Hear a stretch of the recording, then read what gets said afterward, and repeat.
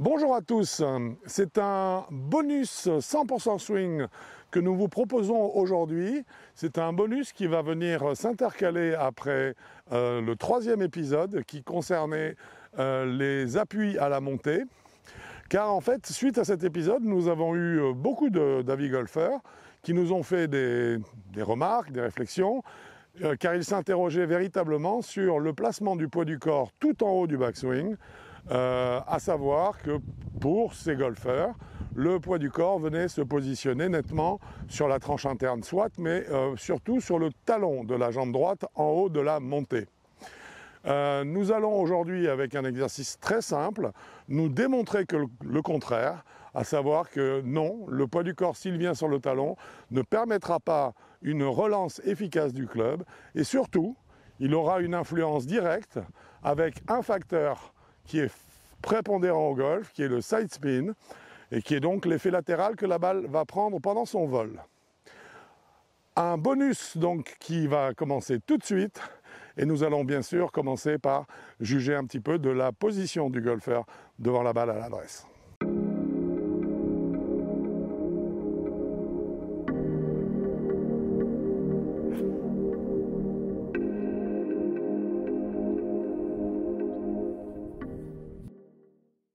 Alors nous avons vu dans cet épisode 3 et dans les précédents également que lorsque le joueur est à l'adresse, le poids du corps est également réparti, il s'agit d'un fer 7 que je vais taper là, est également réparti sur les deux pieds et que le poids du corps se trouve lui-même non pas sur la partie arrière du pied, le talon qui est une partie absolument pas dynamique, mais plutôt vers la plante du pied, pas la pointe non plus, la plante simplement parce que les appuis sont là et notre mobilité est là. Et simplement nous allons réfléchir à partir de ce placement, à savoir si, en montant lors du backswing, comme nous l'avons vu, l'action des jambes va porter le poids du corps sur la plante, partie numéro 1, sur la pointe, partie numéro 2, mais on sait que la pointe a priori n'est pas réellement un point d'appui dynamique, ou bien au contraire sur le talon. Et là, nous savons que le talon est tout sauf une partie du pied dynamique. Une fois que le poids du corps y est, en fait, il est quasiment impossible de relancer vers la gauche. Donc ce que nous allons faire est très simple, nous allons frapper 3 coups différents. Un dans lequel je vais m'efforcer de garder le poids du corps sur la plante. Un second où je vais, en haut de la montée, positionner le poids du corps davantage sur la pointe.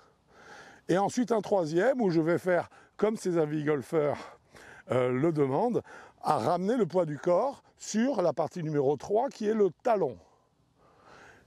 Et ce qui va être intéressant, c'est que nous allons en même temps, nous avons un flight scope pour analyser le coup, nous allons en même temps regarder quel est le taux de side spin qui est associé à chacun de ces placements du poids du corps en haut de la montée. Et nous allons voir que là, il y a des variations entre un poids de corps placé sur la plante, sur la pointe ou sur le talon.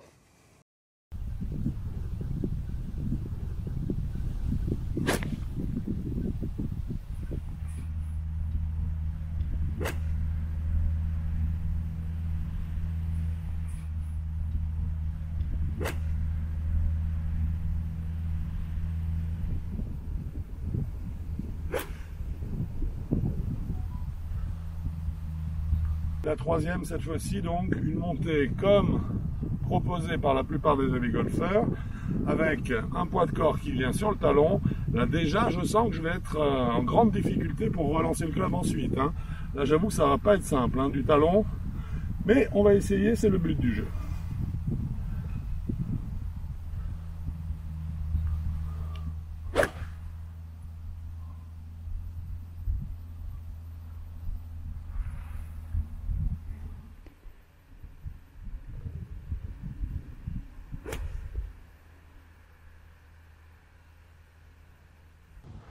Ce qui est très intéressant, c'est qu'on se rend compte que le taux de side spin est très neutre, ou en tout cas très standard, quand on amène le poids du corps en appui sur la zone 1, qui est la partie large du pied.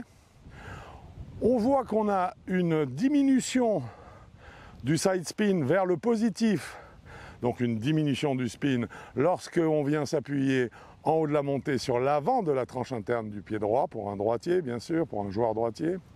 Et on voit qu'on a au contraire une augmentation du side spin dès que le poids du corps en haut de la montée est positionné sur le talon du pied droit. Alors non seulement le talon droit est une zone, comme je l'ai dit, qui cloue le joueur sur place, car c'est une zone dans laquelle nous n'avons aucun dynamisme.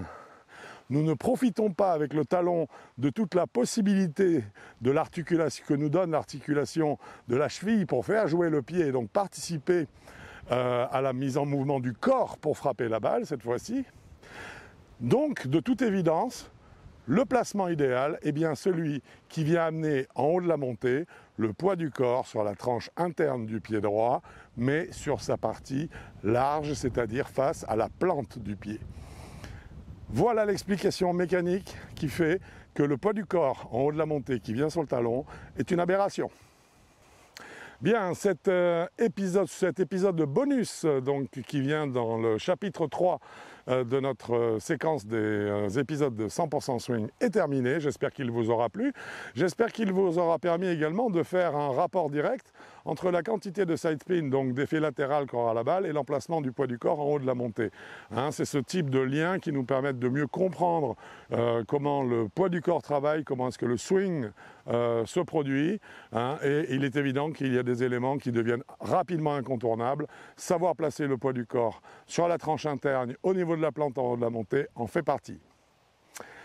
Dans l'espoir de vous revoir bientôt sur un parcours de golf ou sur avigolf.com, eh bien je vous dis bon golf à vous!